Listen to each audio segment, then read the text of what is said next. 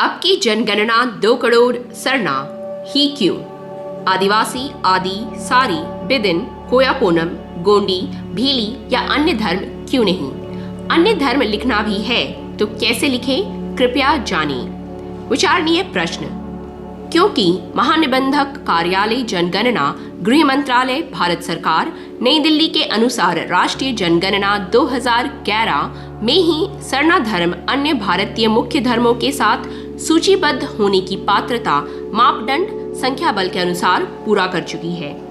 2011 के अधूरी लड़ाई को 2026 की राष्ट्रीय जातीय जनगणना में पूरा करना है और भारत की नरेंद्र मोदी के नेतृत्व में भारतीय जनता पार्टी की केंद्रीय सरकार द्वारा प्रकृतिवादी सरना धर्मावलंबियों के साथ भारतीय संविधान के अनुच्छेद 25(1) सभी व्यक्तियों को अंतःकरण की स्वतंत्रता और धर्म को आबाद रूप से मानने, आचरण करने और प्रचार करने का समान अधिकार देता है, बशर्ते कि यह सार्वजनिक व्यवस्था, सदाचार और स्वास्थ्य के लिए हानिकारक ना हो, का निर्वहन ना कर आजाद देश में हम प्रकृतिवादी सरना आदिवासियों को धार्मिक गुलाम बनाकर रखना चाहती है। अतः आजाद देश में हम प्रकृतिवादी सरना आदिवासी 78 वर्षों की धार्मिक गुलामी को तोड़कर इस बार धार्मिक आजादी के लिए हमें राष्ट्रीय स्तर पर एक रूपता दिखाने हेतु धर्म कॉलम में सरना लिखना ही होगा। अगर हम बाकी क्षेत्रीय धर्म को अपना मूल धर्म के रूप में लिखना भी चाहें, निम्न प्रकार से सूचीबद्ध करना होगा, जैसे सरना आदिवासी, सरना आदि, सरना सारी, सरना बिदिन, सरना कोया पूनम, सरना गोडी, सरना भीली लिखना होगा, ताकि हम मजबूत रूप से देश स्तर पर मोदी, अमित शाह एवं राष्ट्रीय स्वयं सेवक संघ को अपनी चट्टानी एकता करोड़ों की संख्या में दिखाते हुए मनुवादियों की चक्रव्यूह को तोड़ सकें। धर्म क्या है? तथ्यों के आधार पर जानें। तथ्य या तर्कपूर्ण रूप से व्याख्या करें तो आधुनिक धर्म क्या है? धर्म, जिसे अंग्रेजी में रिलीजन कहा जाता है, एक व्यापक अवधारणा है जिसमें विश्वास, कर्मकांड, नैतिकता और सामाजिक संरचनाएं शामिल होती हैं। यह मनुष्य को अलौकिक या दिव्य शक्तियों से जोड़ने और जीवन के अर्थ और उद्देश्य की व्याख्या करने का एक तरीका है। धर्म की अवधारणा को समझने के लिए इसे विभिन्न पहलुओं में देखा जा सकता है। पहला, धारण करने योग्य। धर्म का शाब्दिक अर्थ है धारण करने योग्य, जो बताता है कि यह कुछ ऐसा है जिसे व्यक्ति अपने जीवन में अपनाता है और पालन करता है।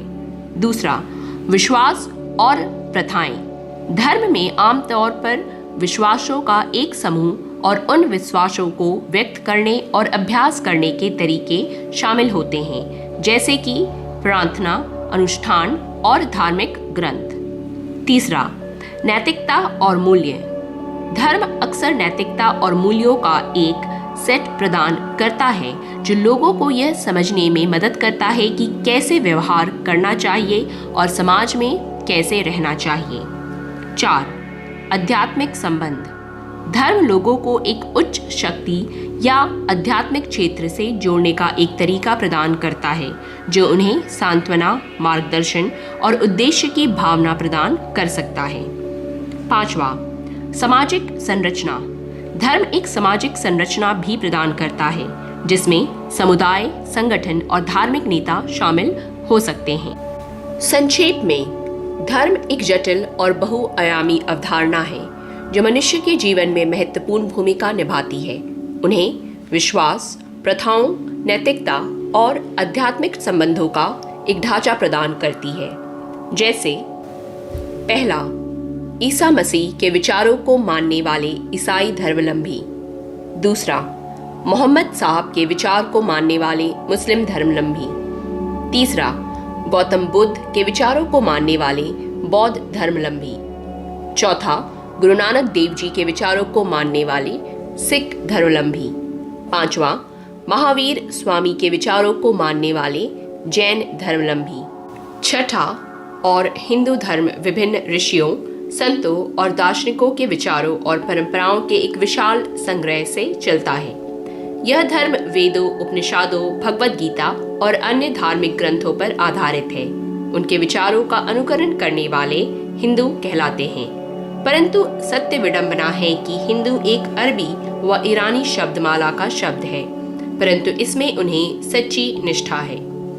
7वां, ऐसे ही प्रकृतिवादी सिद्धांतों पर चलने वाले आदिवासी सरना धर्मावलंबी, परंतु सरकारी स्तर पर सरना धर्म कोड लागू होने यानी भारतीय जनगणना प्रपत्र की मुख्य धर्म सूची में सूचीबद्ध होने के बाद कोई भी अन्य वर्ग या धर्म के व्यक्ति प्रकृतिवादी मानव सरना धर्म को आत्मसात करने के लिए स्वतंत्र होंगे, जिससे प्राकृतिक बचेगी व मानव का कल्याण होगा।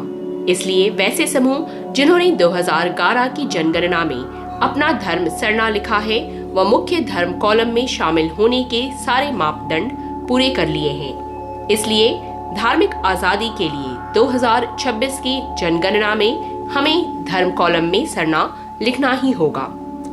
सरना धर्म के महत्व को जानें। क्या केवल इस धरती पर निवास करने वाले मानव का ही धर्म है और हमारे साथ इस धरती में निवास करने वाले जीव जंतु, पशु पक्षी, कीड़े मकोड़े, नदी नाले, पहाड़ पर्वत का कोई धर्म नहीं है? मानव निर्मित धर्म दर्शन तो यही कहता है, धर्म केवल मानव के लिए है। परंतु प्रकृतिवादी सरना धर्म को अगर आप आत्मसात कर मंथन करेंगे तो पाएंगे कि इन बेजुबानों का भी धर्म है प्रकृतिवादी सरना, क्योंकि धरती में जीवन को बचाने हेतु निश्चल मार्ग के रास्ते प्रकृतिवादी जीवनदायिनी क्रियाकलाप करते हुए जीवन जीना ही सरना धर्म है। जो ये बेजुबान हमेशा करते हैं वह हमारी सृष्टि व ये बेजुबान यानी प्रकृति और जीवन एक दूसरे के पूरक हैं। सभी सरना धर्म को मानने वाले प्राकृतिकवादी हैं। प्राकृतिक जिसे हम अपने चारों ओर देखते हैं वह न केवल हमारे जीवन का आधार है, बल्कि यह हमें भोजन, पानी, हवा और आश्रय भी प्रदान करता है। प्रकृति के बिना हमारा जीवन संभव नहीं होगा। प्रकृति हमें शांति, सुंदरता और खुशी भी प्रदान करती है। प्रकृति का सम्मान करेंगे तभी हम भावी पीढ़ियों को संरक्षित कर सकेंगे। इसका उपभोग उतना ही करेंगे जितना जीने के लिए जरूरी है। प्रकृति हमें जीने के लिए आवश्यक सभी चीजें प्रदान करती है, जैसे कि हवा, पानी, भोजन और आश्रय। यदि हम प्रकृति को नुकसान पहुंचाते हैं तो हम अपने जीवन को भी खतरे में डालते हैं। प्रकृतिवादी सरना धर्म कोड को मान्यता न देना हम आदिवासियों के साथ साथ समूचे धरती को बचाने वाले सृष्टि के साथ अन्याय है। अतः हम भारत देश के प्रकृतिवादी आदिवासी जो 2011 की भारतीय जनगणना में अपना धर्म सरना लिखे हैं, हम अपने लिए ही नहीं धरती के रहने वाले इन सृष्टिकर्ता बेजुबानों के लिए भी सरना धर्म कोड मांग रहे हैं, ताकि इस धरती में जीवन का स्रोत बचे रहे। सरना धर्मावलंबियों ने भारतीय जनगणना प्रपत्र मुख्य धर्म कॉलम में सूचीबद्ध होने की सारी पात्रता, नियम, मापदंड पूरी कर ली है। जो आदिवासी प्रकृतिवादी सरना धर्म को नहीं मानते हैं वे अन्य धर्म मानने के लिए स्वतंत्र हैं, जैसे कि मानव निर्मित धर्म दर्शन के उदय के बाद हुआ भी है। हमें उनसे मत जोड़िए, वे जीवन जीने की अन्य अप्राकृतिक मार्ग अपना चुके हैं। आदिवासी अनुसूचित जनजाति वर्ग, समूह है या धर्म है? तथ्यों को जानें। आदिवासी शब्द 20वीं सदी में गढ़ा गया था, विशेष रूप से 1930 के दशक में, और इसका उपयोग भारत के मूल निवासियों के लिए किया जाता है। यह शब्द राजनीतिक चेतना और अधिकारों की मांग का प्रतीक है। कुछ लोगों का मानना है कि यह शब्द 1930 में बनाया गया था और इसका उपयोग किसी देश या राज्य के मूल निवासी या आदिम निवासी के लिए किया जाता है।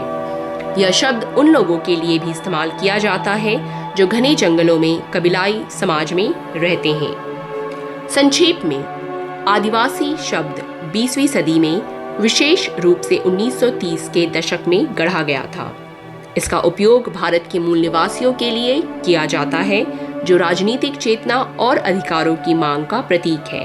यह शब्द आदि और वासी शब्दों से मिलकर बना है। जिसका अर्थ है आदिकाल से इस देश में निवास करने वाले के लिए उपयोग किया जाता है। आजादी के बाद भारत के संविधान का अनुच्छेद 342 में अनुसूचित जनजाति के लिए जगह आदिवासी शब्द का उपयोग होना चाहिए। इसके लिए हमें संगठित रूप से आंदोलन करने की जरूरत है, क्योंकि हम आदिवासी हैं, अनुसूचित जनजाति नहीं। हम आदिवासी माता और आदिवासी पिता से नैसर्गिक बायोलॉजिकल रूप से जन्मे हैं, ना कि किसी सरकार द्वारा अनुसूचित स्केड्यूल कर बनाया गया है, जैसे अनुसूचित जनजाति स्केड्यूल ट्राइब को भारत के राष्ट्रपति संविधान के अनुच्छेद 342 के तहत वर्गीकृत करता है।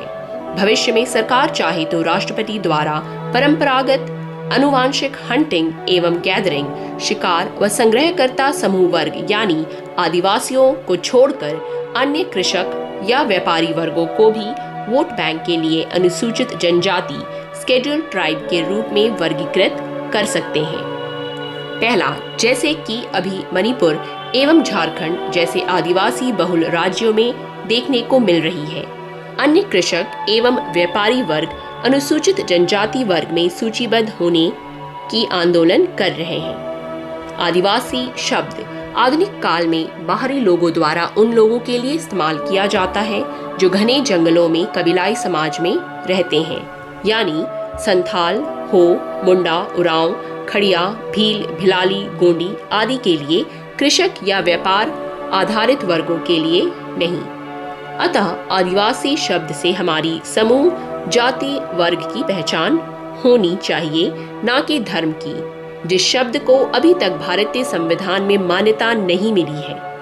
आदिवासी तो हम हैं, लेकिन आदिवासी हमारा धर्म नहीं। निष्कर्ष, जहां तक धर्म की बात है, मानव निर्मित धर्म दर्शनों के संपर्क में आकर आदिवासी भी हिंदू, मुस्लिम, सिख, ईसाई, बौद्ध, जैन के विचारों को ग्रहण किए और उनके अनुयायी बने। परंतु विदेशी आक्रांताओं, मानव निर्मित धर्म दर्शनों व विदेशी भाषाओं के भारत में आने के पूर्व से ही सरना आदि अनादि काल से आदिवासियों का पूजा स्थल रही है। इसके प्रमाण के स्वरूप भारत में अंग्रेजों ने लगान लेने के लिए जब 1985 में प्रथम भूमि सर्वेक्षण कराई, उसमें प्रकृतिवादी आदिवासियों के पूजा स्थल साक्ष्य दस्तावेज के रूप में खतियान में दर्ज है। सरना स्थल 1932 की भूमि सर्वेक्षण में भी लिखित साक्ष्य के रूप में यह उल्लेखित है, जिससे प्रमाणित होता है कि प्रकृतिवादी आदिवासी व उनके पुरखे पूर्वज आदि अनादि काल से सरना को आत्मसात किए हुए थे। अतः आजाद देश में धार्मिक गुलामी तोड़ने हेतु अब की जनगणना 2 करोड़ सरना के तहत चले गांव की ओर राष्ट्रीय सरना धर्म न्याय यात्रा राजी पढ़ा सरना प्रार्थना सभा भारत द्वारा चलाई जा रही है। समाचार सांकलन व लेखन संजय पहान, केंद्रीय प्रवक्ता, राजी पढ़ा सरना प्रार्थना सभा भारत।